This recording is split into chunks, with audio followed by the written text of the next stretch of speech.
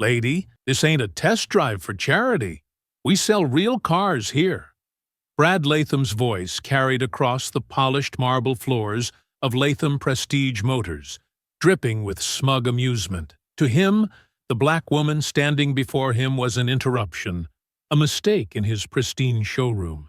He saw only her skin, not the quiet authority in her posture or the patience sharpening behind her eyes. When he ordered security to drag her out into the pouring rain, he thought the show was over. But by the next morning, the woman he laughed at would own the dealership, and every last one of them.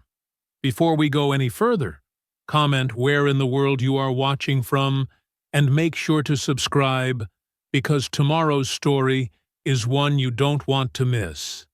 The rain drums against the pavement as Vanessa slowly gets to her feet. Her silk blouse is soaked, clinging to her shoulders. Water drips from her carefully styled hair. Through the glass doors, she sees Brad Latham laughing with Sam Price, both of them pointing and smirking at her humiliation. Her hands shake as she gathers her scattered belongings from the wet ground. Credit cards, car keys, lipstick. Each item feels heavy with indignity. The CEO identification card from Monroe Ecotech gleams under the dealership's exterior lights, a reminder of everything she's built from nothing. A young white couple hurries past her, averting their eyes. The woman whispers something to her husband. Inside, Marcus Boyd stands rigid by the door, his face a mask of professional detachment that can't quite hide his shame. Vanessa's phone chimes. It's Renee. Everything okay in there? Been a while. Her fingers hover over the screen, water droplets making it hard to type. Inside the showroom, Brad is now entertaining the couple that passed her, all charm and warmth. She watches as he guides them toward the very car she'd come to purchase, the limited edition electric Rolls-Royce in midnight blue. "Call me," she texts Renee. "Now." Vanessa walks with measured steps to her Tesla, dignity intact despite her drenched appearance. She slides into the driver's seat, letting out a long, controlled breath. The leather interior feels safe, familiar. She catches her reflection in the rear-view mirror, mascara slightly smudged, but her eyes are clear, focused. Her phone rings. "Girl, what happened in there?" Renee's voice carries both concern and mounting anger. "They threw me out," Vanessa says quietly, watching Brad through the showroom windows as he gestures dramatically, selling hard to the white couple. "The head of security put his hands on me and pushed me into the rain." "They did what?" Renee's voice rises sharply. "Oh, hell no. I'm calling our lawyers right now." "No." Vanessa's tone is steel wrapped in silk. "Not yet. First, I need you to make some calls. Remember Richard Chen? The venture capitalist? The one who's been begging you to partner on that green energy fund? That's the one." Vanessa starts her car, the electric motor humming to life. "Call him. Tell him I'm interested in discussing that automotive acquisition package he mentioned last month. The one involving this dealership's parent company." "The whole franchise?" Renee whistles low. "That's gonna cost." "Money isn't the issue. Richard's been looking for a splashy entry into the luxury electric vehicle market. This is his chance." Vanessa watches as Sam Price steps outside under an umbrella, speaking rapidly into her phone. "Then call Jerome at the bank. We'll need to move quickly." "What about the gala car?" "Oh, we'll still get it." Vanessa's voice is calm.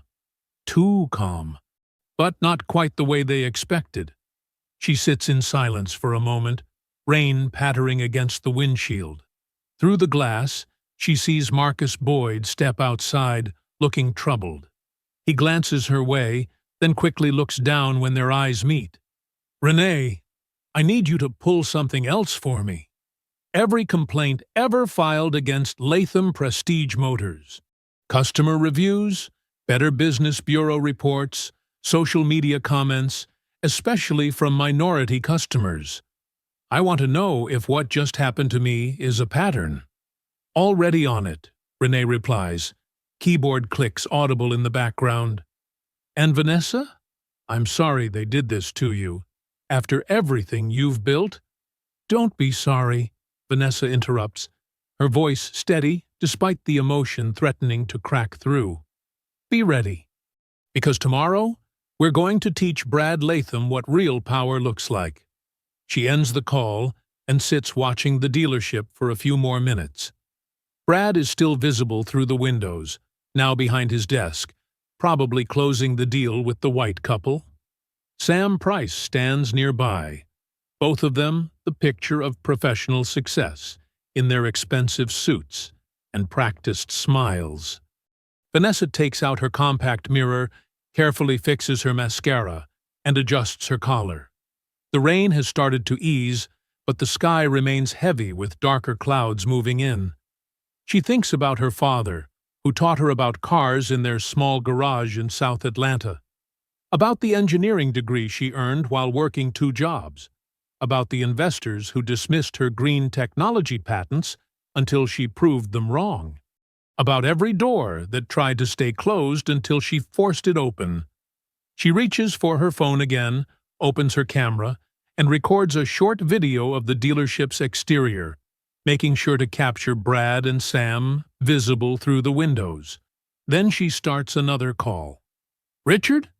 Vanessa Monroe here. Sorry for calling so late, but I have a business proposition that I don't think you'll want to wait on. Inside her Tesla, Vanessa's hands tremble slightly as she replays the video on her phone. The footage is shaky but clear enough. Marcus Boyd's massive frame pushing her through the doorway, his face twisted with reluctance.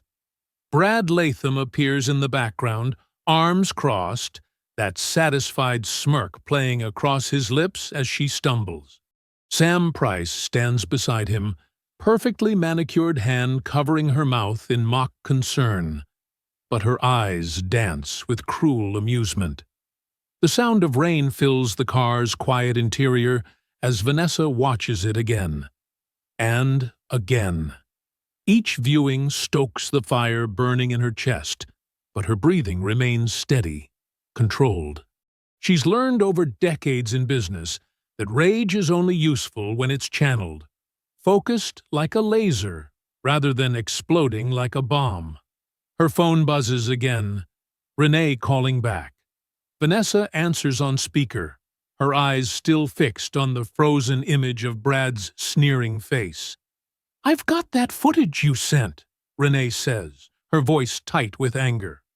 Girl, we could blow this up right now. One post on Twitter and… No. Vanessa's tone is firm. Not yet. These people need to be exposed. The way they treated you. Let's hit them where it hurts, not where it itches, Vanessa says, finally lowering the phone to her lap. A viral moment might shame them, but shame fades. I want something more. Permanent. She can hear Renee taking deep breaths on the other end, trying to contain her own fury. That's why Vanessa values her so much. Renee feels everything deeply, but knows when to channel that emotion into action. I'm calling Calvin, Vanessa continues. Something's been bothering me about this place. The inventory looks expensive, but did you notice the details?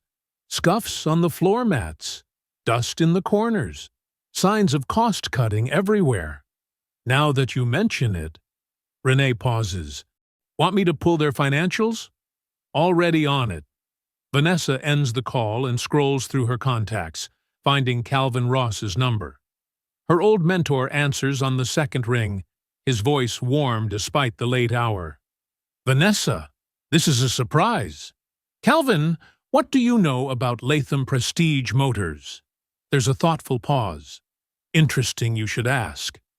They're owned by Southern Luxury Auto Group, one of those regional franchises trying to compete with the national chains.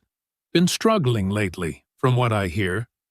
Electric vehicles are eating into their market share, and they're having trouble adapting. Vanessa's free hand tightens on the steering wheel. How desperate are they to sell? Very. Calvin's voice takes on that careful tone he uses when sensing a major play in motion. But Vanessa, what's this about? This isn't your usual market. She tells him everything.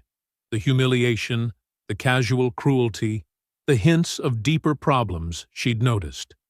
Calvin listens without interrupting, but she can hear his sharp intake of breath at certain moments. "Send me the video," he says finally. "I'll make some calls tonight. But Vanessa, are you sure you want to take this on? Revenge is expensive. This isn't about revenge, Calvin. This is about consequences." She starts her car, ready to head home. They think they can treat people this way because they've never faced real consequences. I'm going to change that. The drive home is a blur of streetlights and rain. Vanessa's mind races with numbers, strategies, possibilities. By the time she parks in her garage, she's already received 3 messages from Calvin with preliminary details about Southern Luxury Auto Group's finances. Inside her home office, she paces. The wall of windows shows Atlanta's glittering skyline, but she barely sees it. Her reflection appears intermittently in the dark glass, a shadow moving back and forth, steady and determined. Sleep isn't coming tonight. She knows this feeling, the same electric energy that drove her to build Monroe Ecotech from the ground up. Opening her laptop, she begins to research. Southern Luxury Auto Group's stock has been declining for 6 quarters. Their attempt to transition to electric vehicles has been half-hearted at best. Their leadership is old school, resistant to change, vulnerable. Her phone lights up with another text from Calvin. Board meeting tomorrow morning. They're discussing strategic alternatives, code for looking for buyers. Timing is perfect if you're serious. Vanessa's fingers fly across the keyboard, pulling up templates for acquisition offers. The numbers are significant, but she's been looking for a way to expand Monroe Ecotech's direct sales presence. This could work on multiple levels, justice and good business aligning perfectly. The room gradually brightens as dawn approaches. Vanessa barely notices, absorbed in crafting the perfect offer. She adjusts terms, tweaks conditions, builds in contingencies. The laptop's glow illuminates her face, highlighting the absolute focus in her eyes. A new message from Renee pops up. Found something interesting in those customer complaints. Lots of similar stories. Lots of people who look like us getting special treatment. Want me to keep digging? Yes, Vanessa types back. But quietly. If this works, I want to know exactly what I'm buying. She returns to the acquisition document, adding another 0 to the offering price. In business, she's learned, speed often matters more than saving money. She needs this to happen fast, before they know what hit them, before they have time to hide whatever it is they're hiding. The first rays of sunrise begin to paint her office in soft golden light. Vanessa's reflection in the window is clearer now, her expression set with purpose. The trembling hands from last night are steady as she types, each keystroke another step toward turning humiliation into triumph. Morning light streams through Latham Prestige Motors' glass facade, casting long shadows across the polished showroom floor. The sales team clusters around the coffee machine, their laughter echoing off the marble tiles. Brad Latham stands at the center, gesturing with his designer coffee cup. You should have seen her face when Marcus showed her the door. He mimics a shocked expression, drawing snickers from his staff. These people need to learn their place. You can't just walk in here thinking you're somebody. Sam Price perches on a desk nearby, scrolling through her phone. already handled the Yelp review she left. These situations require delicate management. She smiles, all teeth and no warmth. Can't have anyone thinking we're not inclusive. Marcus Boyd stands apart from the group, methodically checking security cameras. His shoulders are tense, jaw clenched as Brad continues his performance. I mean, really, Brad goes on, straightening his Italian silk tie. Coming in here looking like she just rolled out of bed. Demanding to see our limited edition Spectre? Please. He takes a sip of coffee.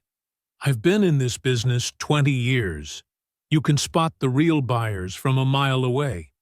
A young salesman pipes up, eager to please. What if she tries to come back? Brad's laugh is sharp. Let her. Marcus will give her another free escort service. He claps Marcus on the shoulder, not noticing how the security chief stiffens at the touch. The morning sun suddenly dims as a line of black Mercedes sedans pulls up outside. The vehicles move with precise coordination, forming a barrier across the front of the dealership. What the hell? Brad mutters, moving toward the windows. The car's doors open in perfect synchronization. Men and women in expensive suits emerge, carrying briefcases and tablets. From the lead car steps Vanessa Monroe, but not the Vanessa from yesterday. This Vanessa wears a perfectly tailored white power suit that probably costs more than Brad's monthly salary. Her hair is immaculate, her posture royal. She moves like someone who owns not just the ground she walks on, but the earth beneath it. Oh, God, Sam whispers, her phone forgotten in her hand. The automatic doors slide open. Vanessa enters first, her heels clicking against marble in a steady rhythm. Behind her comes a phalanx of serious-faced professionals, lawyers, by the look of their expressions and the weight of their briefcases. Brad recovers first, plastering on his sales smile. Ma'am, I thought we made it clear yesterday that Mr. Latham, Vanessa cuts him off, her voice carrying to every corner of the showroom. I'm not here to buy a car. One of the lawyers steps forward, opening his briefcase. These are the executed purchase agreements for Latham Prestige Motors, signed by the board of Southern Luxury Auto Group at 6 a.m. this morning. Brad's laugh comes out forced, hollow. This is ridiculous. You can't just... I can, and I did. Vanessa nods to another member of her team, who moves to the showroom's main display screen. Sam, since you're so concerned about proof, let's use your excellent PR system to share some information. The massive screen flickers to life. Corporate documents appear, showing transfer of ownership, board signatures, bank confirmations. The numbers visible have too many zeros to count quickly. Sam's face goes pale. This isn't... You can't... Oh, but I can. Vanessa turns to address the gathering crowd of employees and customers. Some have their phones out, recording. For those who don't know me, I'm Vanessa Monroe, CEO of Monroe Ecotech. And as of 6 a.m. this morning, I own this dealership. The screen changes again, now showing security footage from yesterday. Brad's sneering face appears in high definition, his contempt preserved in perfect digital clarity. The footage continues. Marcus manhandling Vanessa, her belongings scattering on wet pavement. You see, Vanessa continues, her voice steady but charged with controlled power. When you humiliated me yesterday, you didn't know who I was. You didn't know I could buy this place 10 times over. You just saw my skin color and made assumptions. Brad's face has lost all color. He takes a step back, bumping into a display car. Now wait just a minute. No, Mr. Latham, you've done enough talking. Vanessa turns to face her team. Please distribute the termination notices. The lawyers move through the showroom, handing out envelopes. Sam's hands shake as she opens hers. Marcus accepts his with a quiet dignity. As of this morning, Vanessa announces, every word precise and measured. You all work for me, temporarily. She pauses, letting the weight of the moment sink in. And as of this moment, you're all fired. Two police officers enter the showroom, their badges glinting in the morning light. They move directly toward Brad, who backs away, stumbling over his own feet. "This is illegal," he sputters. "You can't—" "Officers," Vanessa says calmly, "please escort Mr. Latham from the premises. He's no longer employed here, which makes this trespassing." The officers take Brad's arms. He struggles briefly, his designer tie coming loose. "You'll hear from my lawyers." "I look forward to it." Vanessa watches as they lead him toward the door. "I'm sure they'll enjoy reviewing the security footage as much as everyone else has." The showroom has fallen completely silent except for the sound of Brad's protests fading into the parking lot. Customers continue recording on their phones, some nodding in approval, others whispering among themselves. Sam Price's perfectly manicured nails tremble as she clutches her termination notice. "This is workplace discrimination. I'll sue you back to whatever ghetto you crawled out of." Vanessa doesn't even glance her way. "Ms. Price, your PR expertise seems to have failed you again. Perhaps review the security footage where you encouraged Mr. Latham's behavior before making threats." She turns to her legal team. "Please document any such comments for our records." The showroom erupts into chaos. Sales associates huddle in corners, some crying, others angrily waving their termination papers. A few try to delete files from their computers, but Vanessa's IT team is already there, securing the systems. "You can't do this to us," someone shouts. "We have families." "So did all the customers you discriminated against," Vanessa replies evenly. "Security will escort you to your desks. You have 30 minutes to collect personal belongings." Marcus Boyd stands rooted to his spot, watching the scene unfold. His broad shoulders seem to cave inward, the weight of yesterday's actions visible in his stance. After several moments of internal struggle, he approaches Vanessa. "Mrs. Monroe," he begins, his deep voice barely above a whisper. "I need to apologize. What I did yesterday—" He swallows hard. There's no excuse. Vanessa turns to face him fully. Her expression remains neutral, but her eyes are sharp with remembered hurt. "You're right, Mr. Boyd. There isn't. I've spent years here, trying to keep my head down, trying to survive in a system that uses black men like you to enforce its racism." Vanessa's words cut like ice. "You made your choice when you put your hands on me. When you decided your paycheck was worth more than your dignity or mine." Marcus flinches as if she'd struck him. "Yes, ma'am. I did." He straightens his spine, accepting the judgment. "I won't ask for my job back. I just wanted you to know I understand what I did wrong." Before Vanessa can respond, commotion erupts outside. A crowd has gathered, some with phones recording, others with hastily made signs. Local news vans screech into the parking lot, reporters spilling out with microphones ready. "Mrs. Monroe," a journalist pushes through the glass doors. "Is it true you bought this dealership overnight after being discriminated against?" Vanessa's social media team is already in motion, their phones capturing everything. The security footage from yesterday plays on a loop on the showroom screens, now interspersed with the morning's ownership announcement. Sam Price makes one last attempt, stepping in front of a camera. "This is a hostile takeover. She's destroying good people's lives for revenge." "Actually," one of Vanessa's lawyers interjects smoothly, "we have documentation of systematic discriminatory practices that made this dealership a liability to its parent company. Mrs. Monroe's purchase saved them from potential class action lawsuits.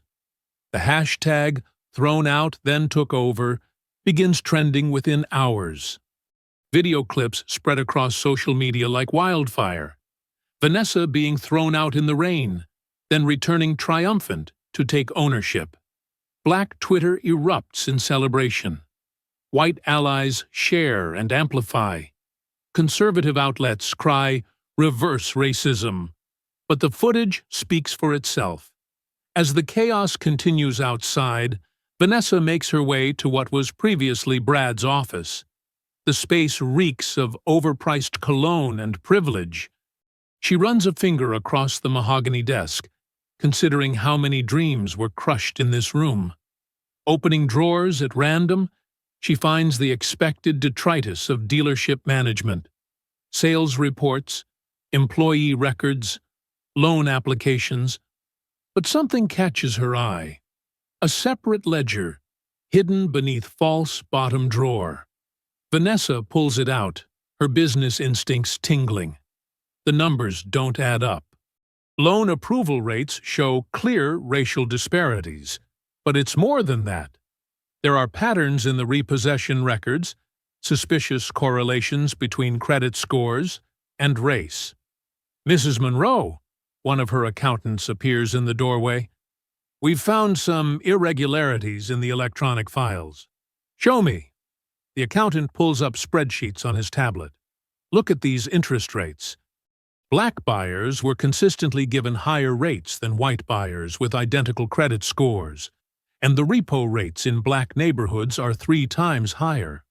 Vanessa's jaw tightens. She recognizes predatory lending when she sees it. Pull everything.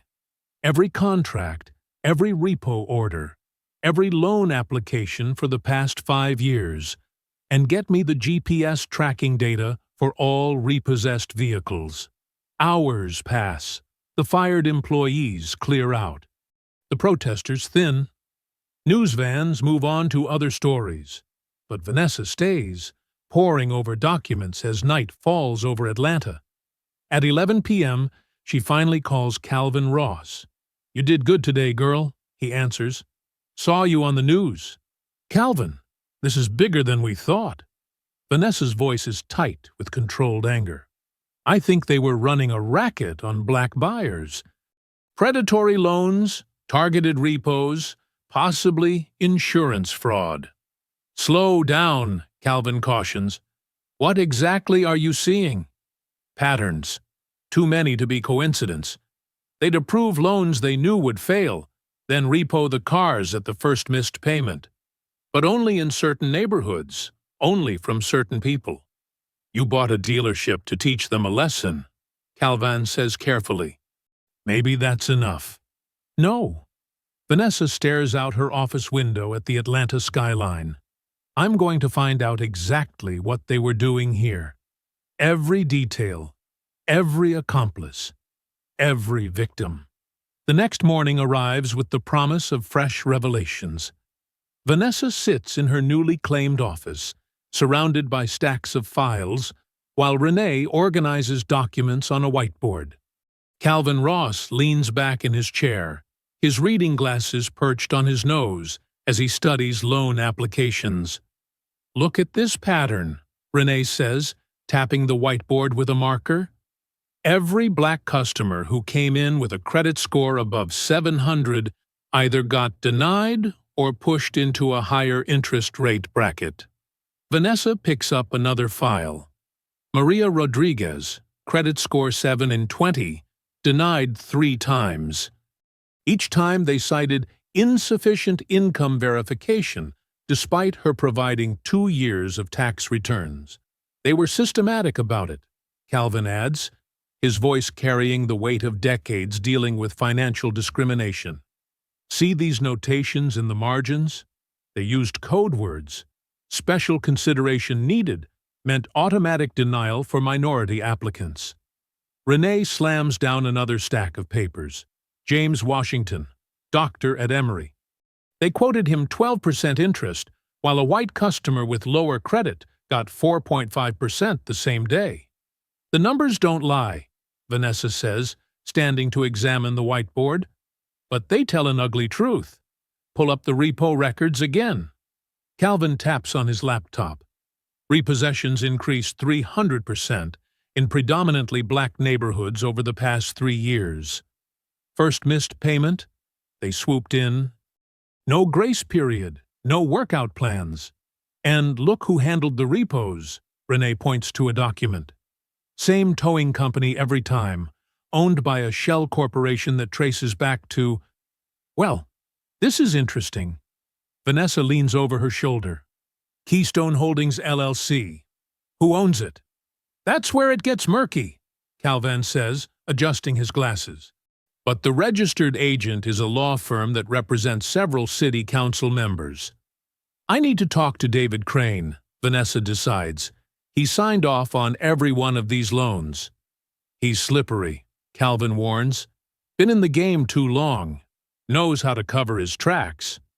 Then it's time to make him sweat. An hour later, Vanessa strides into the regional finance office. Renee close behind. David Crane's secretary tries to stop them, but Vanessa walks past her desk like she isn't there. Crane looks up from his computer, his expensive suit and carefully styled gray hair, a stark contrast to his windowless office. Mrs. Monroe, I wasn't aware we had an appointment. Let's talk about your loan approval process at Latham, Vanessa says, dropping a thick file on his desk. That's confidential information. I own the dealership now. Nothing's confidential from me. She opens the file. Explain why black customers with excellent credit were consistently denied or overcharged. Crane's smile doesn't reach his eyes. Market factors determine our rates. Credit scores are just one component. Don't insult my intelligence, Vanessa cuts him off. I ran the numbers myself. The pattern is clear. The only variable that determined loan terms was race. That's a serious accusation. Crane leans back, his chair creaking. One that could damage reputations if carelessly thrown around. Like the reputation of Keystone Holdings? Vanessa watches his face carefully. Or the city council members who profit from predatory repos? For just a moment, Crane's mask slips. Fear flickers in his eyes before his professional smile returns. Mrs. Monroe, you're playing with powerful people. People who've built this city's financial structure over decades. They won't appreciate an outsider disrupting their system. Was that a threat, Mr. Crane? A friendly warning from someone who knows how things work. He stands, straightening his tie. There's a natural order to things. People who try to change that order often find themselves disadvantaged. The natural order? Vanessa's voice could freeze fire. You mean systematic racism disguised as business practice? I mean reality, Crane says softly. The reality is, some people aren't meant to own certain things. We simply help maintain appropriate boundaries. Renee steps forward, but Vanessa holds up a hand. Thank you, Mr. Crane. You've been very informative. She gathers her files. More informative than you intended. Back at the dealership, Vanessa spreads documents across her desk. Names, dates, loan numbers, all connecting to a web of financial discrimination. But something bigger lurks beneath the surface. Look at these repo addresses, she tells Renee. They cluster around planned development zones, areas where property values are about to spike. Gentrification by force, Renee realizes. Push people into bad loans, repo their cars so they can't get to work. Then they can't pay their mortgages, Vanessa finishes, forced to sell their homes below market value. But who benefits? Vanessa pulls up a news article about urban renewal projects. City Councilman Gerald Keaton, head of the Urban Development Committee. His pet projects always seem to target these same neighborhoods. She closes the file with deliberate care. Rain begins to patter against the windows, and thunder rolls in the distance. This isn't about cars, she whispers, watching storm clouds gather over Atlanta. It's about control, about keeping people in their place. Lightning flashes, illuminating her office in stark white. The storm that had welcomed her humiliation yesterday returns, but this time she's ready for it. Thunder crashes overhead as the rain intensifies, drumming against the glass like nature itself demands justice. Vanessa's phone buzzes against her nightstand at 5 a.m., dancing across the wood in an endless vibration. She reaches for it, squinting at the screen's harsh glow. Notifications flood in faster than she can read them. Twitter, Instagram, Facebook, all exploding with activity. "What in the world?" she mutters, sitting up in bed. The viral video of her confrontation at the dealership has sparked a firestorm. Thrown Out then took over trends nationwide, with thousands sharing their own stories of discrimination at car dealerships. "Yes, Queen," reads one comment with 50,000 likes. Show them what real power looks like. But beneath the support, darker messages lurk. Trolls flood her mentions with hate speech and threats. "Playing the race card again," one writes. "Another angry black woman trying to destroy a white man's business?" Vanessa's jaw tightens as she scrolls. She expected backlash, but the intensity surprises her. Her phone rings. It's Renee. "Turn on Channel 4, Renee says without greeting. "Now." Vanessa grabs her remote. Brad Latham's face fills the screen, his expression wounded and sincere as he speaks to a sympathetic morning show host. "I was actually assaulted," Brad says, his voice trembling perfectly. "Mrs. Monroe became aggressive when we couldn't accommodate her unreasonable demands. Our security team had to protect our other customers." "That lying," Vanessa starts, but Renee cuts her off. It gets worse. Sam Price released edited security footage.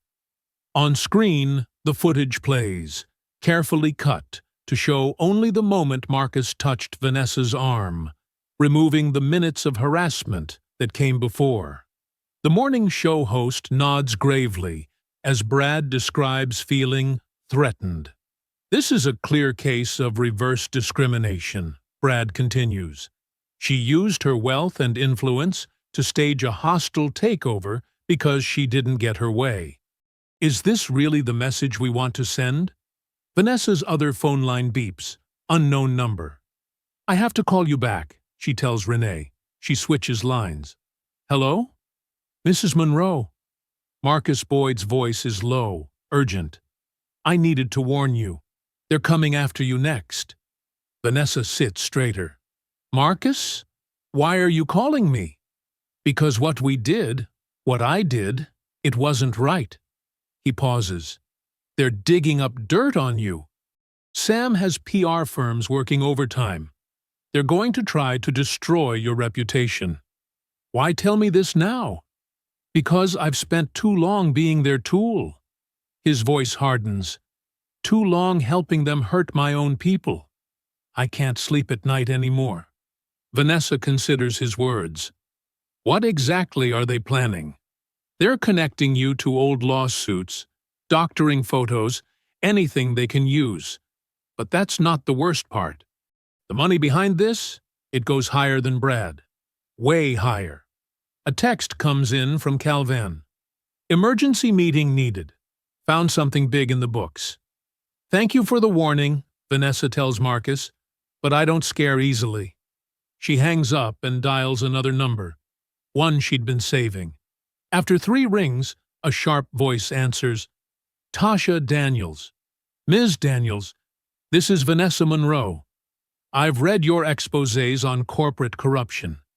I have a story you might be interested in." "The dealership takeover?" Tasha sounds amused. "Already on it. But something tells me there's more. Much more. How fast can you meet?" "Give me an hour." 90 minutes later, they sit in Vanessa's home office. Tasha Daniels radiates intensity. her press credentials hanging around her neck, recorder already running. She examines the loan documents with practiced eyes. Systematic discrimination, predatory lending, forced repossessions, Tasha mutters, taking notes. Connected to city development projects? This is bigger than one dealership. That's why I need your help, Vanessa says. I can fight Brad's PR war, but someone needs to dig deeper. Follow the money trail. You know they'll come at you hard, Tasha warns. The old boys' network doesn't like outsiders exposing their games. Let them come. I've dealt with their kind my whole career. Tasha grins. Now that's the kind of attitude I like. I'll need access to all your records and time to track down former customers. You'll have everything you need. Just be careful. These people play dirty. Honey, I'm from Chicago's South Side. Dirty is what I do best. They spend hours reviewing documents. Tasha's eyes light up at each new connection they uncover. By evening, she has enough for a preliminary investigation. This could take down half the city council, Tasha says, packing up her notes. Give me 2 weeks to verify everything. After Tasha leaves, Vanessa pours herself a glass of wine. The day's stress weighs heavy on her shoulders. Brad's smug face on TV, Sam's edited footage, the online attacks, all of it designed to make her back down. Not this time, she whispers to herself. Not ever again. Movement catches her eye outside. She approaches the window, pulling back the blinds slightly. A black SUV idles across the street, its windows tinted dark. The engine rumbles in the quiet night, headlights off but running. Vanessa watches, her wine forgotten in her hand. The vehicle sits motionless, a silent threat in the darkness. She's seen intimidation tactics before, worked her way up from nothing, fought through a male-dominated industry, built her company despite every obstacle. The SUV's presence is meant to frighten her. Instead, it hardens her resolve. She reaches for her phone to text Tasha. How soon can you start? Detective Harold Givens sits across from Vanessa in her temporary office at the dealership, his weathered face a map of skepticism and fatigue. Morning light streams through the windows, catching the silver in his hair.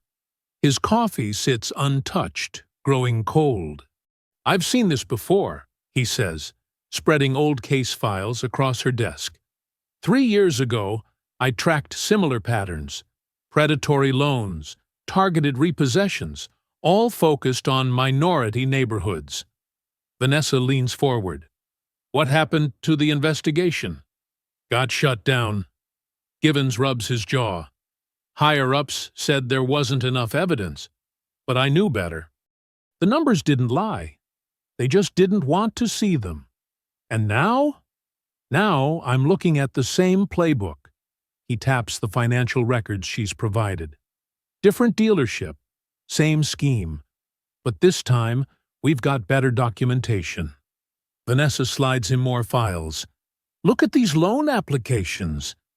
Every Black or Latino buyer got interest rates 3 to 5 points higher than white customers with identical credit scores. Classic redlining with a modern twist, Givens nods. But the real money's in the repossessions. They'd wait until buyers made substantial payments, then find any excuse to seize the vehicles. And resell them at a profit, Vanessa finishes. The cycle starts again. Exactly. Givens pulls out a notepad, his handwriting cramped but precise. But here's what interests me. The timing of these repos always aligned with city auctions, like someone was coordinating. Councilman Gerald Keaton, they say simultaneously. Givens raises an eyebrow. You've done your homework. Keaton chairs the Urban Development Committee, Vanessa explains. Every seized vehicle ended up in city auctions he oversees. The same auctions where David Crane's finance company mysteriously always had winning bids. They spend the next hour connecting dots. Brad Latham provided the front operation. Crane's company handled the predatory loans. Keaton's committee legitimized the seizures through city channels. A perfect circle of corruption. Look at these dates, Givens points out. Keaton's committee approved major construction projects in minority neighborhoods right after big waves of repossessions, forcing people out, driving property values down, then swooping in to buy cheap land for development, Vanessa concludes. They weren't just stealing cars, they were stealing whole communities. Givens sits back, his expression grim. This is the kind of case that ends careers. Not the criminals' careers, the investigators. You sure you want to pull this thread? They already tried to destroy my reputation once, Vanessa says firmly. I'm done being quiet. Then we do this smart. Givens stands, straightening his rumpled jacket. I've got contacts in the FBI's Financial Crimes Unit. Let me make some calls, see who we can trust. As they wrap up, Vanessa's phone buzzes. A text from Tasha. Found 3 former customers willing to talk. Meeting them tonight. Progress, Vanessa tells Givens. My journalist contact is building the paper trail. Good. We'll need it rock solid.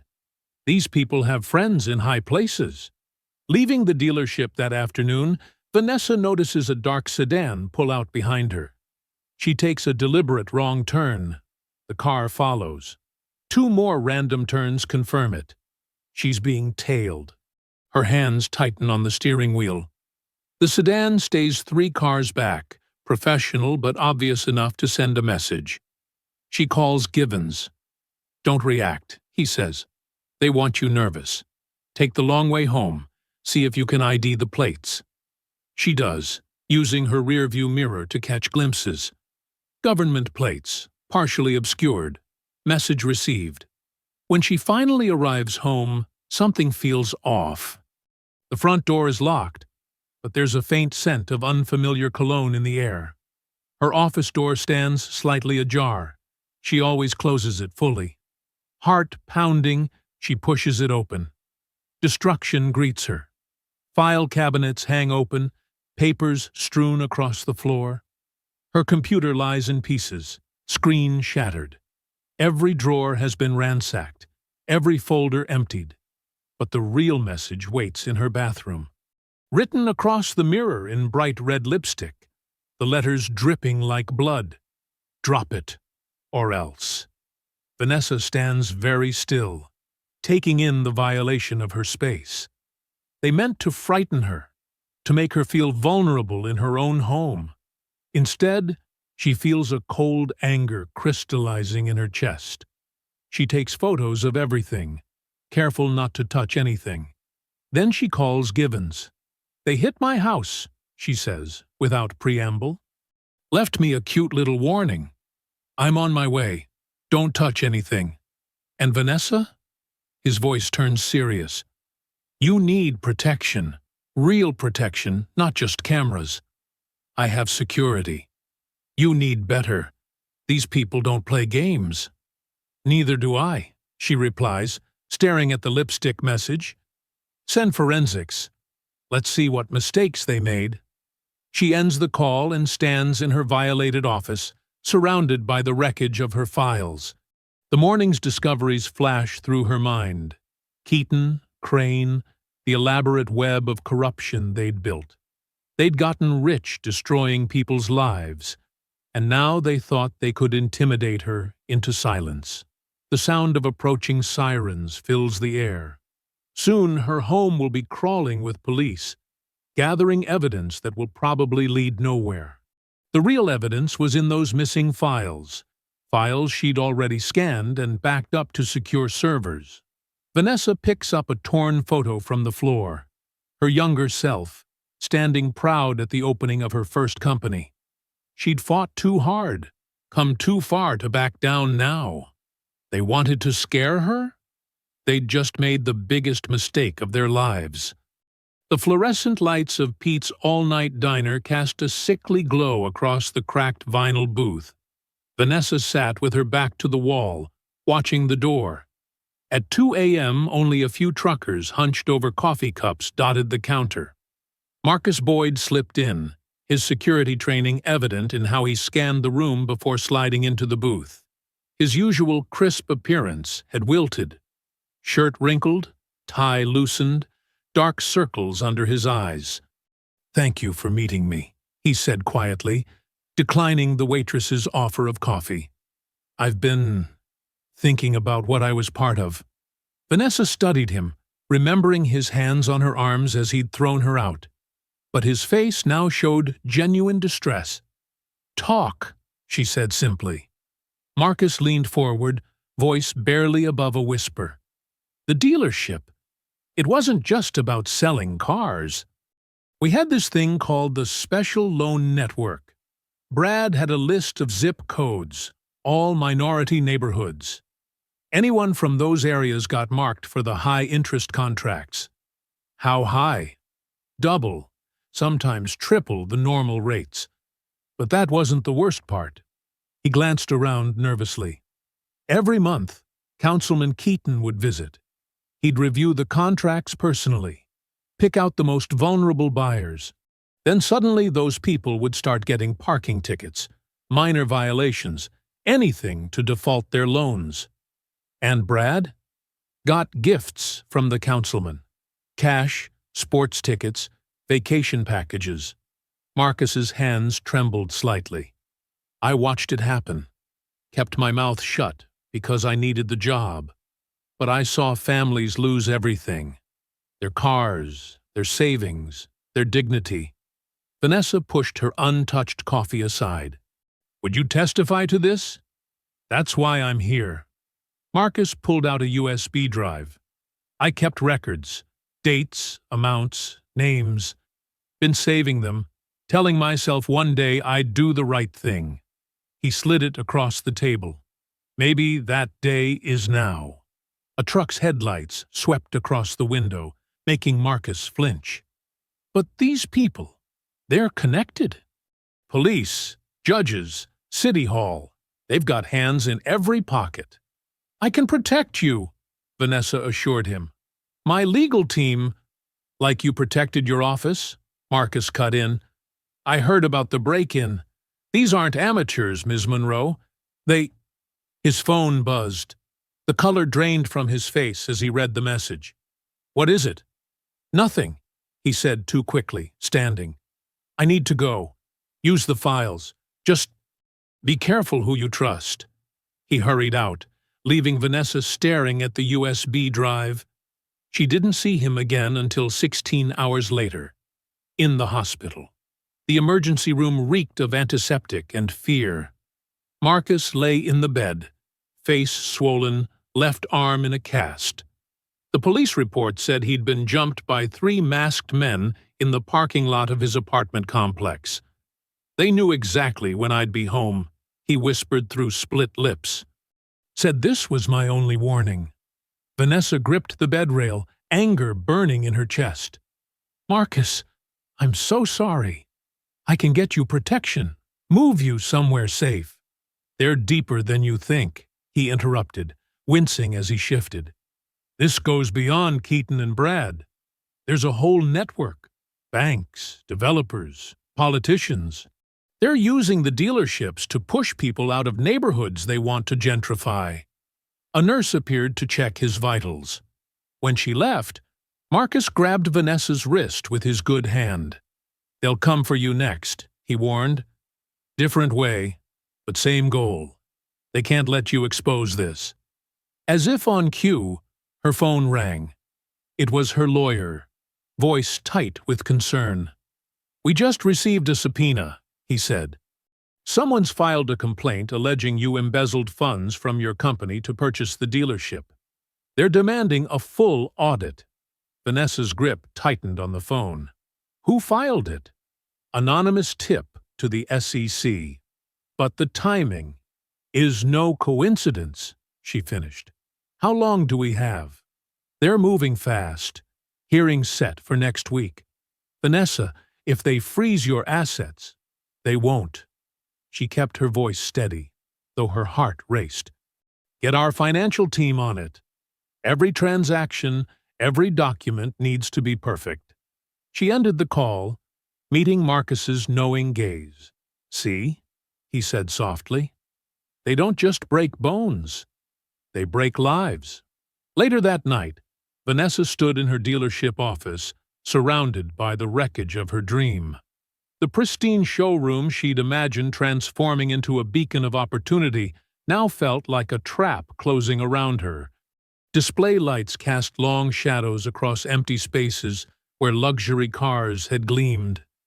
In the distance, sirens wailed, a sound she'd grown too familiar with lately. Each echo seemed to mock her initial triumph, her belief that buying this place would bring justice. She pressed her palms against the cool glass of the window, watching police lights flash somewhere in the city. The same city where Marcus lay beaten, where corrupt officials plotted her downfall, where dreams of black success were systematically crushed by invisible hands. The walls of the office seemed to press inward, the space shrinking with each new threat. But she remained standing, her reflection in the darkness staring back with defiant determination. They wanted to make her feel small, trapped, powerless, just like every customer they'd exploited. The sirens grew louder, then faded, leaving her alone with the weight of what she'd uncovered and the price of pursuing truth. The morning sun glinted off the newly installed sign, "Monroe Motors, driving change forward." The dealership's transformation was complete. Gone were the intimidating glass walls and cold marble floors. In their place stood warm wood accents, community meeting spaces, and a state-of-the-art technical training center. Vanessa adjusted her blazer as she watched the growing crowd from her office window. Local news vans lined the street. Community leaders mingled with automotive executives. A group of high school students, part of her new mentorship program, huddled excitedly near the front. "Everything's ready," Renee said, tablet in hand. Press packets distributed, scholarship announcements prepared, and the prototypes in position. The prototype, a sleek electric vehicle designed by her company's first all-black engineering team, gleamed under spotlights on the showroom's main platform. It represented everything she'd fought for: innovation, opportunity, and breaking down barriers. Marcus wheeled himself into the office, his injuries still healing, but his spirit unbroken. "Security's all set. We've got plainclothes officers mixed in the crowd, just in case." Vanessa squeezed his shoulder. "Thank you, Marcus, for everything." He shook his head. "I'm just trying to make things right."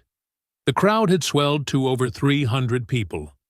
Black business owners who'd been denied loans stood shoulder to shoulder with community activists.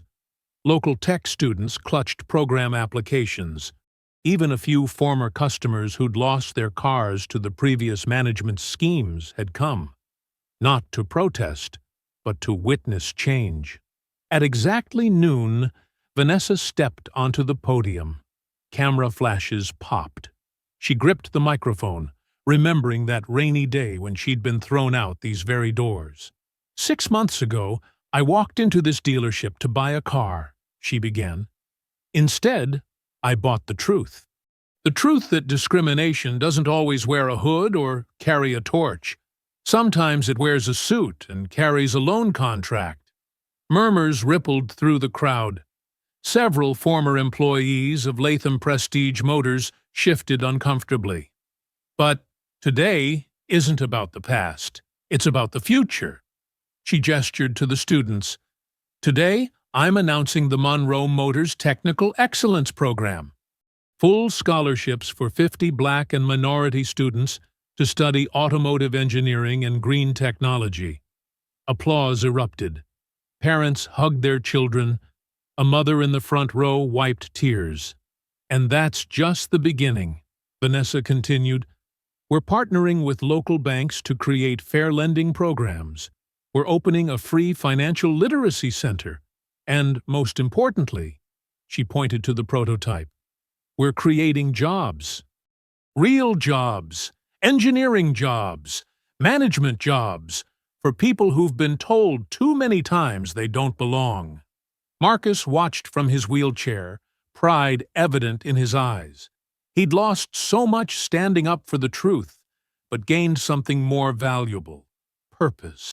Vanessa unveiled the scholarship details: $50,000 per student, guaranteed internships, mentorship programs. The crowd's energy built with each announcement. This isn't charity, she declared. This is investment. In our community. In our future. In justice. The applause was deafening. Camera crews pushed forward. Students waved their applications. It was a moment of pure triumph. Everything she'd fought for crystallized in a single point of light. After the ceremony, well-wishers lined up to shake her hand. Parents thanked her through tears. Young engineers showed her their designs. The positive energy felt unstoppable. You did it, Marcus said quietly, as the crowd began to thin. You really did it. Vanessa smiled, exhausted but fulfilled. We did it. All of us. As evening approached, she gathered her things to head home. The day's success had left her drained, but hopeful. Maybe now the threats would stop. Maybe her enemies would see she couldn't be intimidated. The drive home was peaceful. Streetlights flickered on as dusk settled over Atlanta. She thought about calling her mother, sharing the day's victory. Then she turned the corner onto her street, and her world exploded. Orange flames licked the night sky. Her house, her grandmother's house, was engulfed. Fire trucks screamed past her as she abandoned her car in the middle of the street. No, no, no! She ran toward the inferno. Her files were in there, evidence, family photos, everything. Ma'am, stop! A firefighter caught her waist as she lunged for the front door. The structure's unstable. My office. I need to get to my office. She fought against his grip, watching helplessly as windows shattered from the heat. More sirens wailed in the distance. Neighbors gathered on their lawns, recording with phones. The heat was intense, even from 50 feet away. A second firefighter dragged her further back as part of the roof collapsed. Please, ma'am, it's not safe. Vanessa stood trembling, watching decades of memories burn. The red and blue lights from emergency vehicles painted surreal patterns across her face. She could taste ash in the air. Her phone buzzed. Marcus. I just heard. Are you okay? They're burning it all, she whispered, watching flames consume her life's work. Everything I built. The fire's reflection danced in her eyes as another wall crumbled. Today's triumph felt like ashes in her mouth. They'd let her have her moment of glory, then struck where it hurt most. She stood there as the firefighters battled the blaze, their hoses arcing water into the inferno. But she knew it was too late. Whatever evidence she'd kept at home was gone. Her safe space had been violated. The message was clear. Nowhere was untouchable. The next morning dawned gray and cold. Vanessa sat in a hard plastic chair at the Atlanta Police Department, her designer suit still reeking of smoke. Dark circles hung under her eyes. She hadn't slept since watching her home burn. Detective Sarah Martinez set a styrofoam cup of coffee in front of her. Ms. Monroe, we need to ask you a few more questions about the fire. Vanessa wrapped her trembling hands around the warm cup. I've told you everything. I was at the dealership event all day. I have hundreds of witnesses. This isn't about the fire. Detective Thompson entered, his face grim. He dropped a thick folder on the metal table. Stand up, please. Excuse me? Stand up, Ms. Monroe. She rose slowly, confusion turning to shock as Thompson pulled out handcuffs. The metal clicked cold around her wrists. Vanessa Monroe, you're under arrest for embezzlement, wire fraud, and money laundering. What? This is ridiculous. She tried to turn toward Martinez, but Thompson held her arms firmly. Call my lawyer. Now. Your lawyer's been notified. Martinez wouldn't meet her eyes. We have documentation showing you've been moving funds through shell companies for months. Thompson led her to a processing room. Her fingerprints were taken. A mugshot. Her belongings catalogued. Each indignity felt surreal. This is a mistake, she kept saying.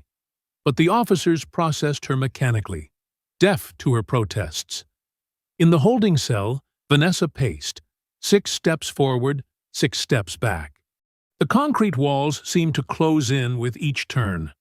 Her phone call to her lawyer went straight to voicemail. Hours crawled by. Finally, Martinez returned with a laptop. Take a look at this. Bank statements filled the screen. Wire transfers from Monroe Ecotech to companies Vanessa had never heard of.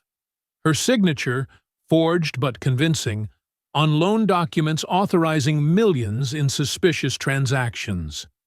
These are fake, Vanessa said. I never signed these. They came from your company's servers. Martinez scrolled through more documents. And there's this. She opened a news article about Councilman Keaton. The headline read, Local CEO Vanessa Monroe named in federal probe of auto loan scandal. What? No, Tasha's article. She exposed Keaton yesterday. It was everywhere. Martinez typed in the news site's URL. Error page. She tried another. Nothing. Every trace of Tasha's exposé had vanished. Your journalist friend's story never ran, Thompson said from the doorway. Must have been a technical glitch. Vanessa's stomach dropped. They'd gotten to Tasha's publisher. Probably threatened them. All that evidence. Gone. They led her to a proper cell. The bars clanged shut with finality. Through the small window, she could see the city skyline, the same view she'd had from her office, but now framed by steel. Her lawyer finally arrived, looking harried. They're charging you tomorrow morning.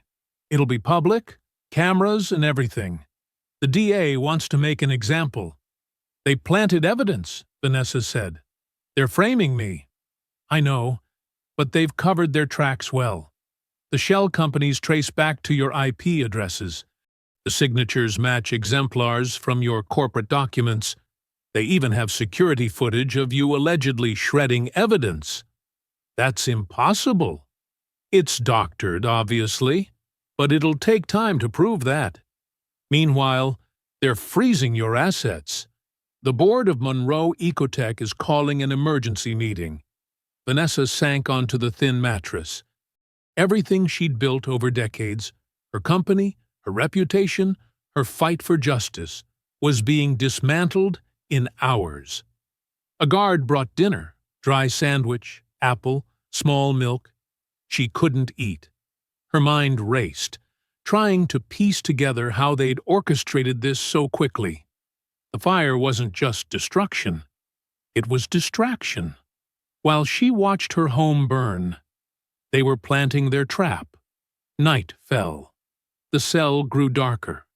Other inmates shouted and banged on bars, but Vanessa sat motionless, staring at her reflection in the reinforced glass.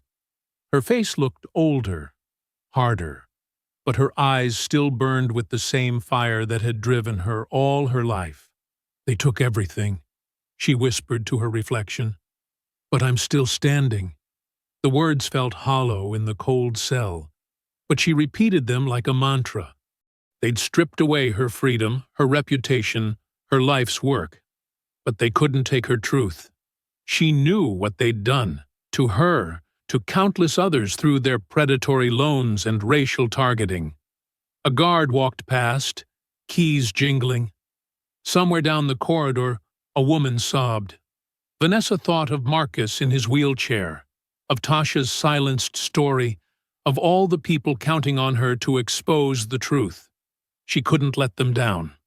She lay back on the thin mattress, mind working. They thought they'd broken her, but they'd just shown their hand. Every fake document, every planted piece of evidence was another thread to unravel. She just needed to figure out how to pull them all at once. The night stretched endless. Fluorescent lights buzzed overhead, never dimming. Vanessa closed her eyes, but didn't sleep. Tomorrow they would parade her before cameras, try to destroy everything she stood for. But she'd faced public humiliation before. She'd transformed it into power. "I'm still standing," she repeated to herself in the darkness. Not just standing, planning. They'd taken her freedom, but they couldn't take her mind. And that's where the real battle would be won. Dawn crept through the narrow window of Vanessa's cell, casting thin bars of light across the concrete floor. She hadn't slept.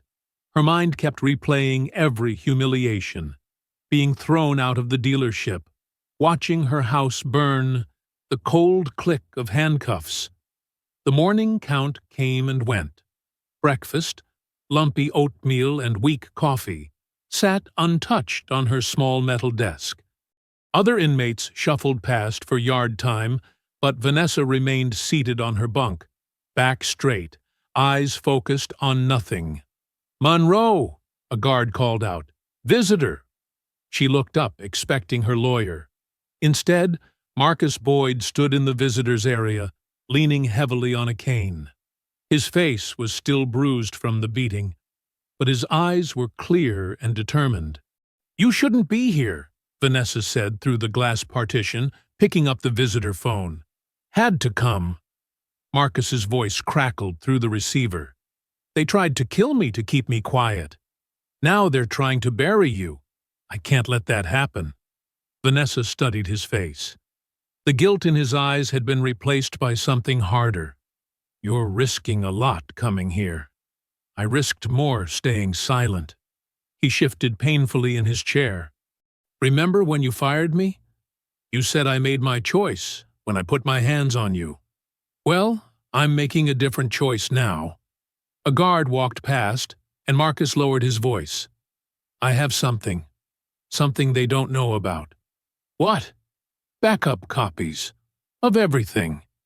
The dealership's surveillance archives going back 3 years. Every conversation in Brad's office, every backroom deal." He tapped his temple.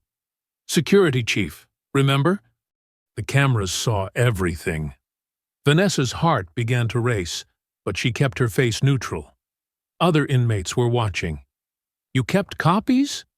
"Insurance policy. Brad and his crew weren't just racist. They were dangerous. I needed protection." He leaned forward. "There's footage of the councilman visiting after hours. Brad counting cash. All those special loan applications they processed for certain customers. The evidence they destroyed in the fire wasn't the only copy." Marcus glanced at the guard station. "I can get it to you. But we need help getting it out there. Someone they can't shut down." Vanessa thought for a moment. "I need to make a call." Back in her cell, she requested phone privileges. The collect call went through after 3 rings. "Tasha Daniels. It's Vanessa from County Lockup." A pause. "Damn, girl. They really did it, huh? My editor pulled my story right before press. Said there were legal concerns. They got to him. But listen, you still got your broadcast channel?" "Always. Built my own platform after too many stories got killed by scared publishers." "Why?" "Something's coming your way. Raw footage. Hours of it. You'll know what to do. They'll try to stop it from airing. That's why we need your independent channel. No corporate owners to pressure. No advertisers to threaten." "I got you." Tasha's voice hardened. "They think deleting my story killed it. I'm about to rise from the dead and haunt their asses." The guard signaled time was up. "Be ready," Vanessa said quickly. "It's coming soon." That afternoon, Marcus returned. He walked with exaggerated difficulty, drawing the guard's attention to his cane. During their brief conversation, his hand slipped beneath the visitor counter. When Vanessa returned to her cell, she found a small USB drive tucked into her sleeve. She sat on her bunk, heart pounding. All their evidence, their real evidence, was on this tiny piece of plastic. She carefully lifted her thin mattress and found a small tear in the fabric. Perfect. She slipped the drive inside just as guards began shouting, "Lights out in 5 minutes!" Vanessa lay back, feeling the hard shape of the drive beneath her. Other inmates called out goodnights and complaints. The fluorescent lights flickered off, leaving only the faint glow from the corridor.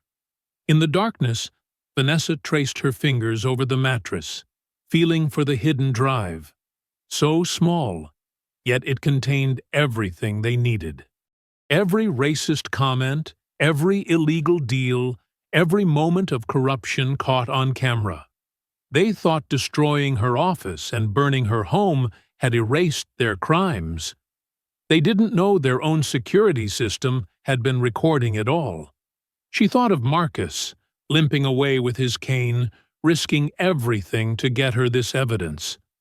Of Tasha, ready to broadcast the truth no matter the consequences. Even locked in this cell, she wasn't alone anymore. The night guards made their rounds, flashlight beams sweeping across the cells. Vanessa pretended to sleep, but her mind was racing, planning. Tomorrow, they would try to destroy her reputation in front of the cameras. They didn't know she had their secrets tucked safely away, waiting to be revealed. Other inmates snored or whispered in the darkness. Someone cried softly in a distant cell. Vanessa lay still, one hand pressed against her mattress, feeling the small bump that meant hope. The drive was safer here than anywhere else. They'd never think to search a jail cell for digital evidence. The night stretched on. Every so often, Vanessa checked to make sure the drive was secure. It had to stay hidden until the right moment. One chance was all they'd get. But for the first time since her arrest, she felt the balance of power shifting. They thought they'd stripped everything from her, left her powerless and alone. They were wrong. Guards called out the hour changes. Midnight, 1 a.m., 2.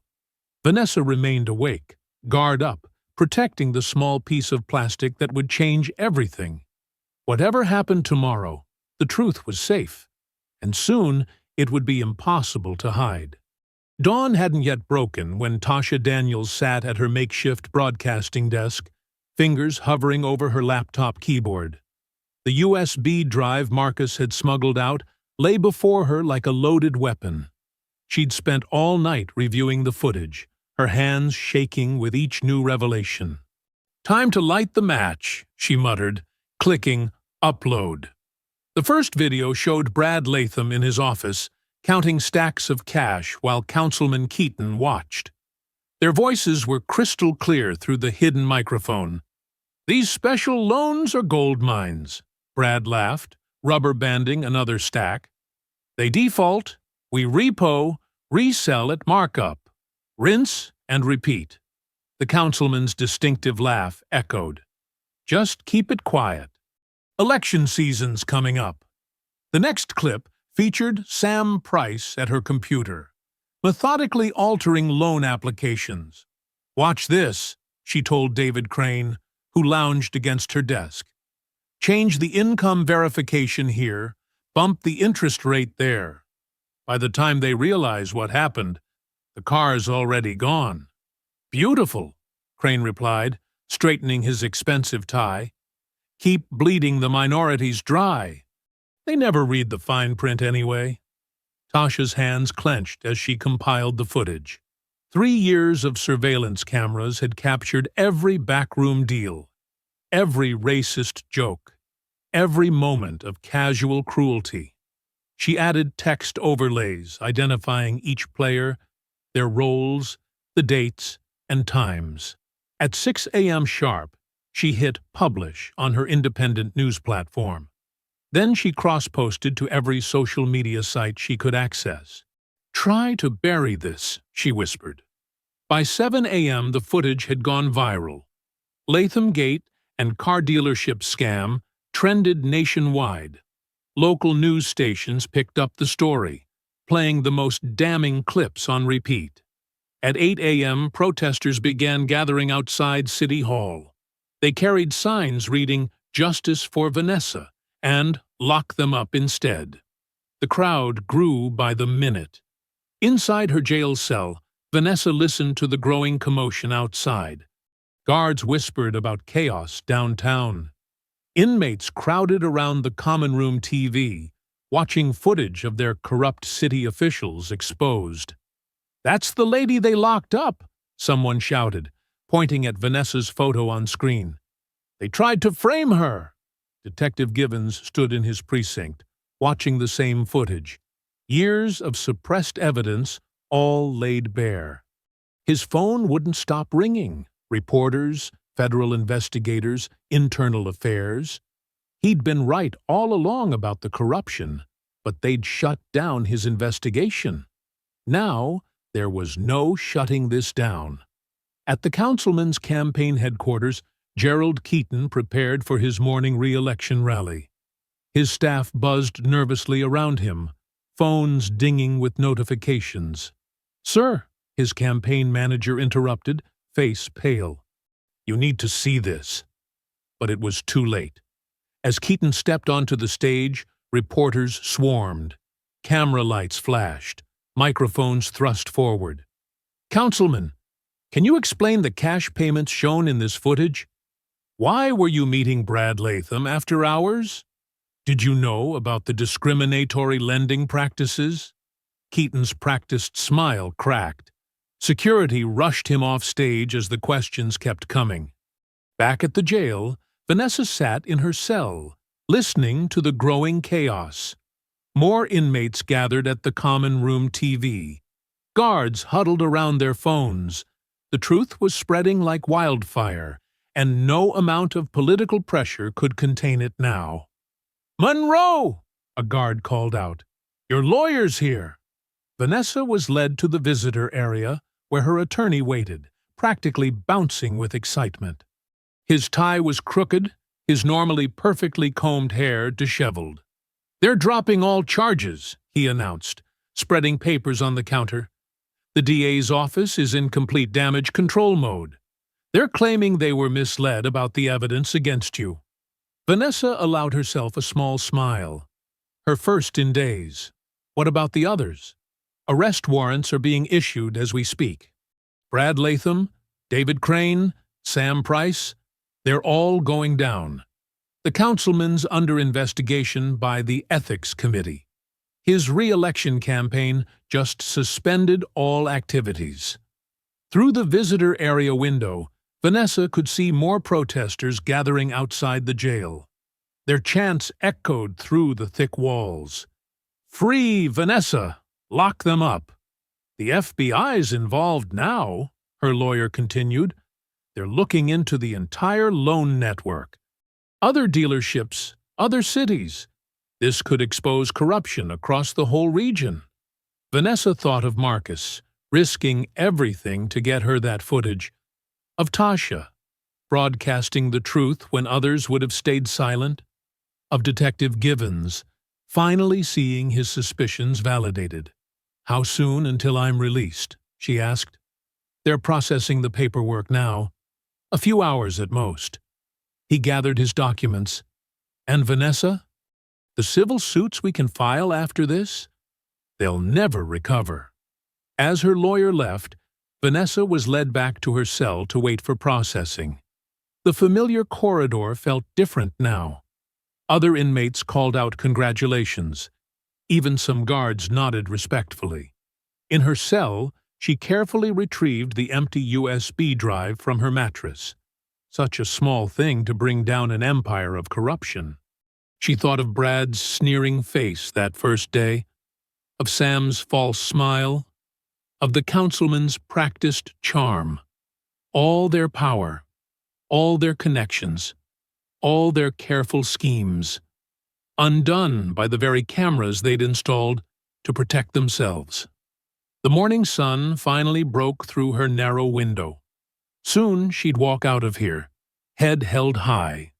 But for now, she sat quietly, letting the warmth touch her face, listening to the sounds of justice finally being served.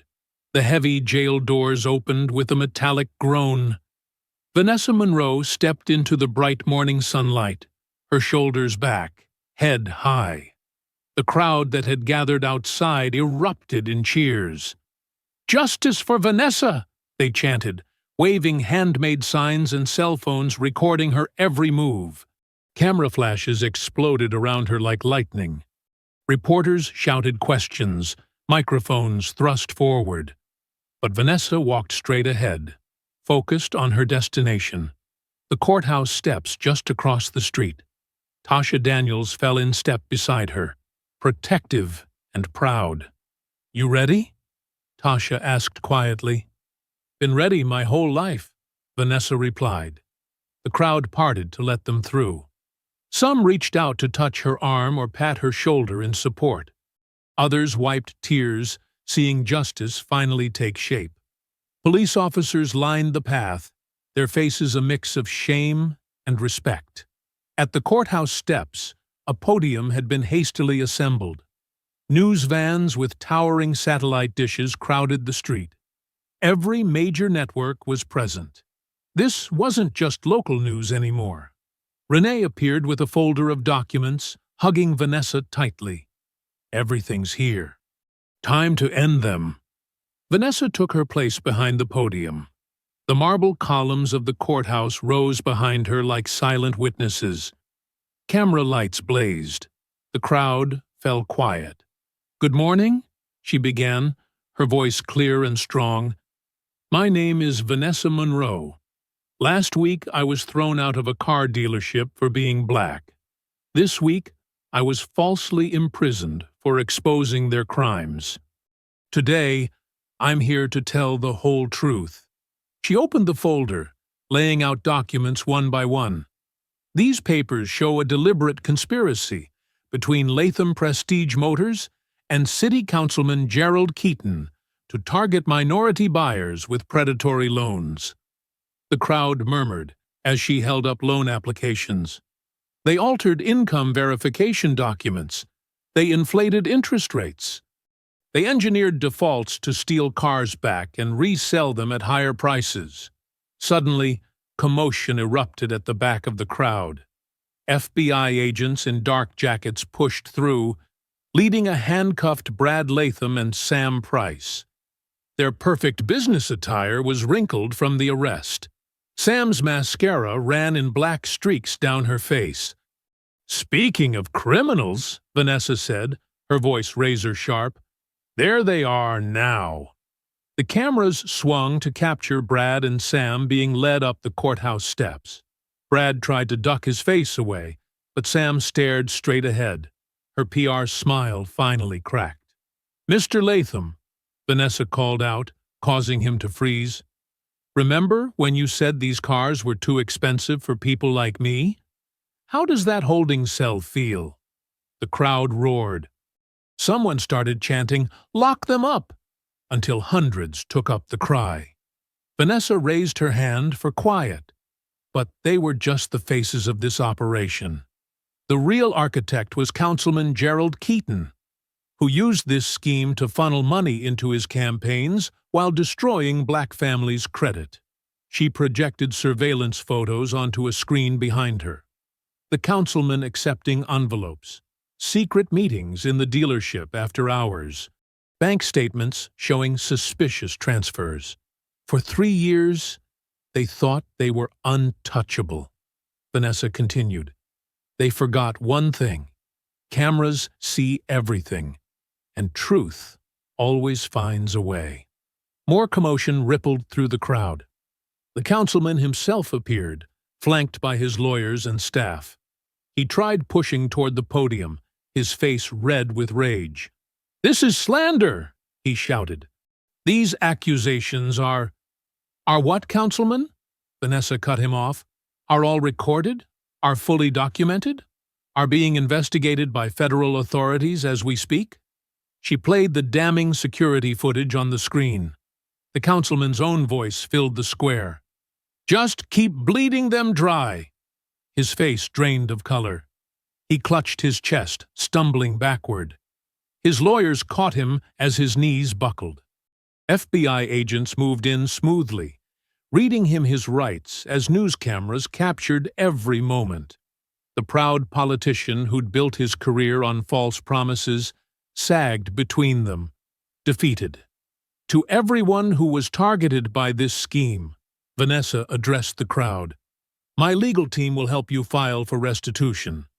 To everyone who stood by me during this fight, thank you. And to those who thought they could silence me?" She paused, looking directly into the cameras.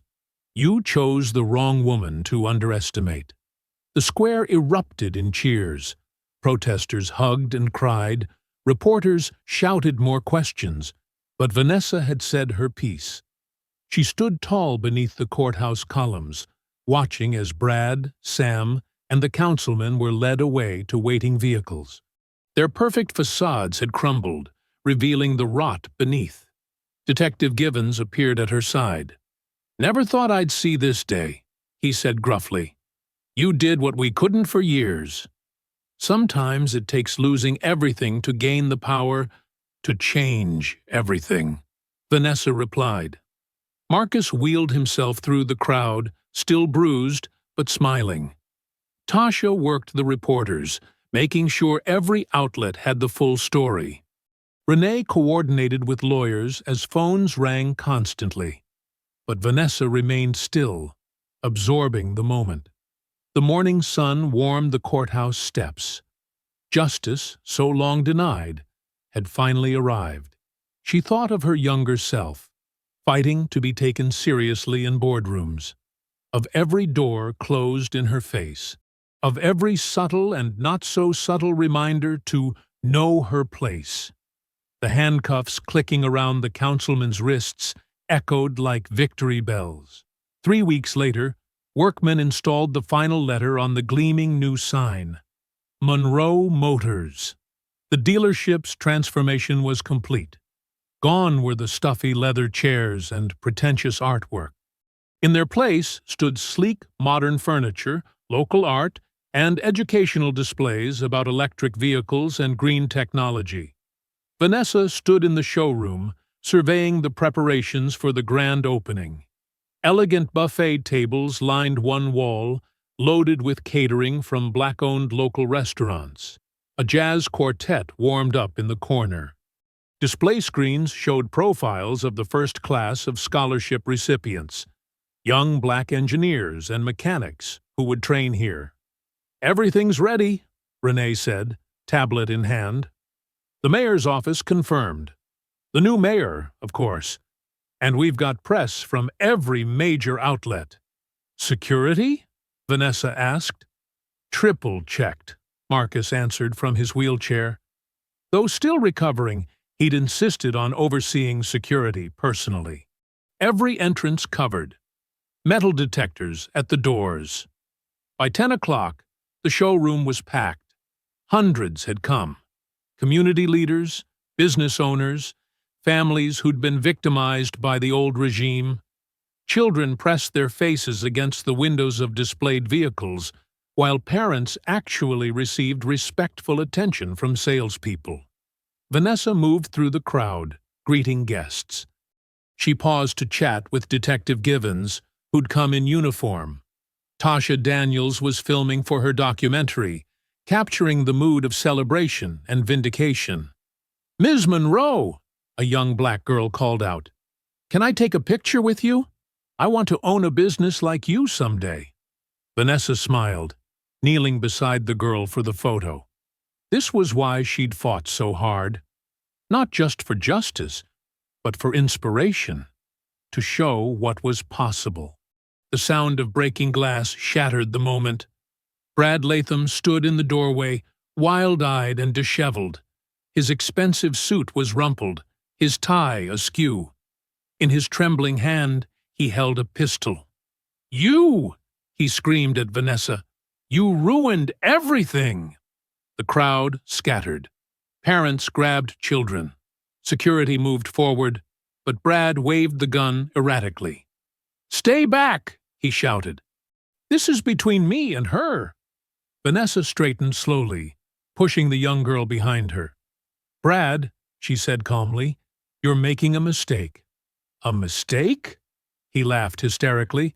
"I'm out on bail wearing an ankle monitor. My reputation is destroyed. My whole life gone." "Your choices destroyed your life," Vanessa replied. "Not me." Brad's face contorted with rage. He stumbled forward, gun aimed at her chest. "Always so superior. You think you're better than me? You're nothing. You're—" Marcus's wheelchair slammed into Brad's legs from behind. The gun went flying.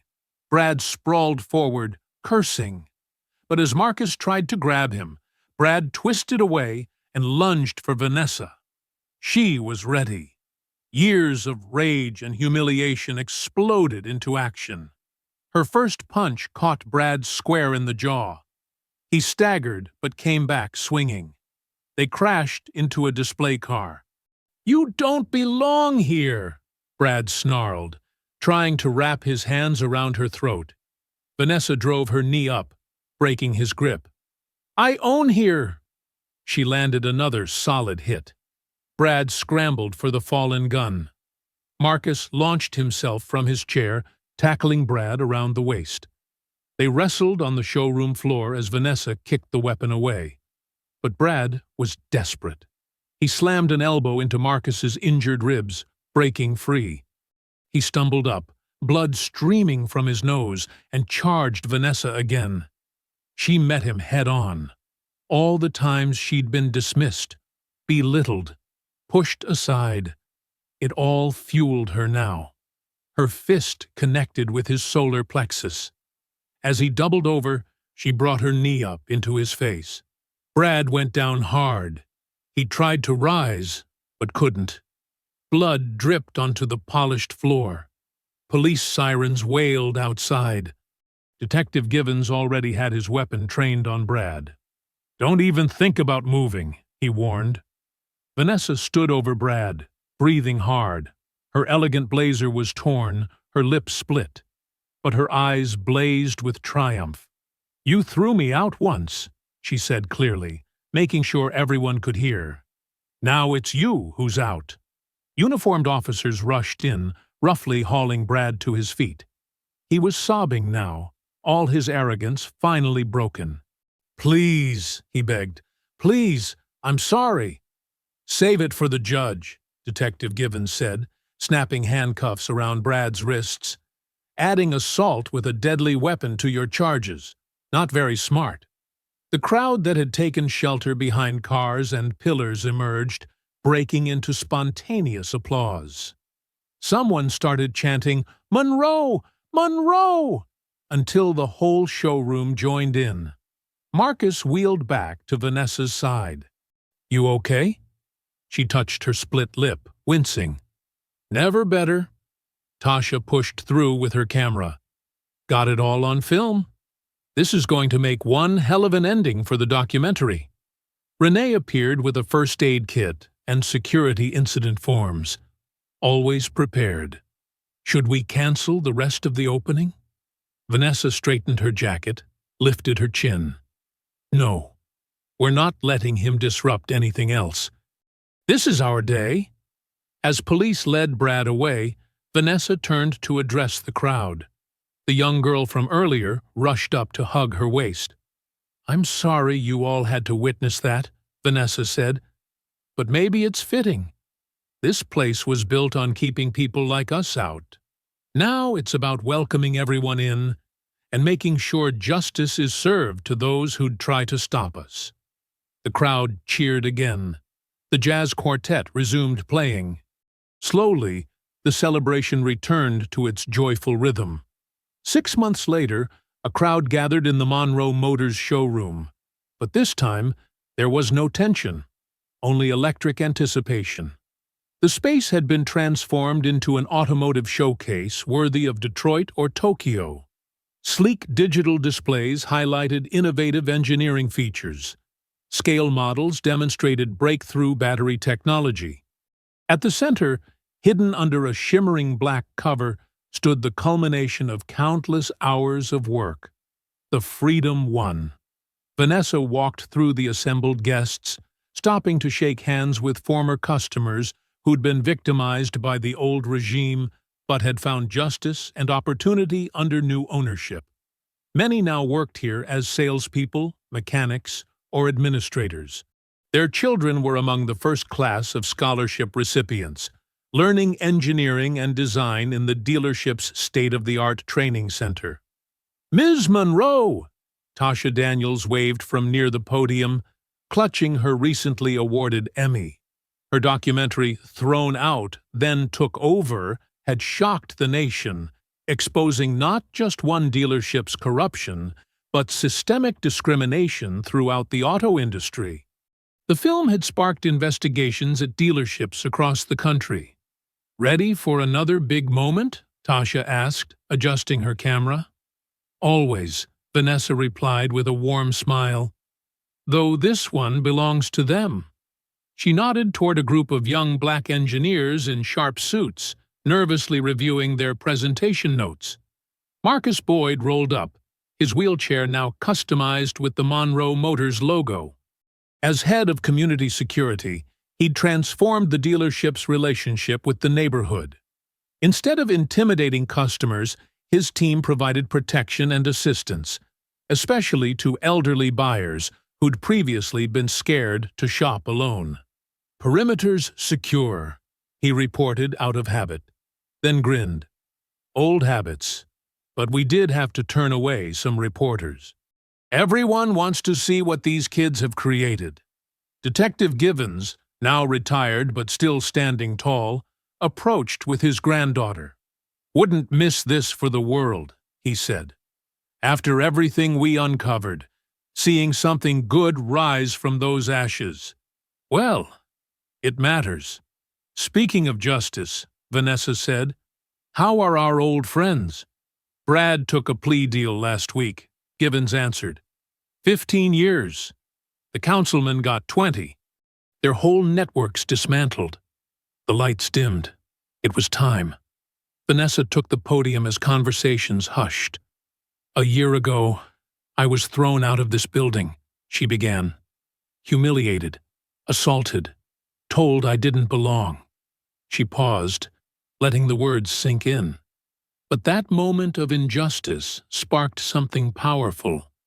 It revealed a system of corruption that had been crushing dreams and stealing dignity for decades. When we exposed it, we didn't just win justice for ourselves. We created space for something new. She gestured to the engineering team. These brilliant young minds didn't just design a car. They redesigned what's possible. Every component of the Freedom One was engineered in this building by people who were once told they couldn't even shop here. The cover slid back, revealing a stunning electric vehicle. Its lines were both elegant and aggressive, with an innovative glass roof that seemed to float above the cabin. Solar panels were seamlessly integrated into the body panels. The crowd gasped. Lead engineer Malik Johnson stepped forward. "The Freedom One isn't just sustainable transportation," he explained. "It's a statement. We used recycled materials from crushed police cruisers in the chassis. The dashboard displays include a Know Your Rights feature for traffic stops. The onboard camera system automatically uploads encounters to secure cloud storage." As he detailed the technical specifications, unprecedented range, breakthrough charging speed, advanced driver assistance, Vanessa watched faces in the crowd light up with pride and possibility. Marcus led the security team in unveiling a line of Freedom Ones in different colors, each one representing a different scholarship recipient's contribution. The young engineers beamed as their innovations were highlighted. Tasha filmed it all, her camera capturing the moment history shifted. This wasn't just a car launch, it was a declaration of independence. Detective Givens wiped his eyes as his granddaughter excitedly pointed out features she wanted to help design someday. From criminal investigations to inspiration, he muttered. Now, that's justice. The ceremony concluded with the keys being handed to the first buyer, a black woman who'd been denied financing at the old dealership.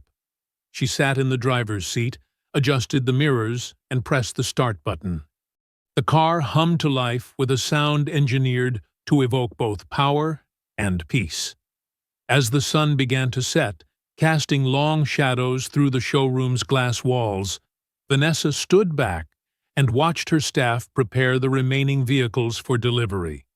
Young engineers explained features to eager customers. Former victims of predatory loans now confidently discussed fair financing options. The Monroe Motors sign caught the fading light, its letters glowing. Own your power.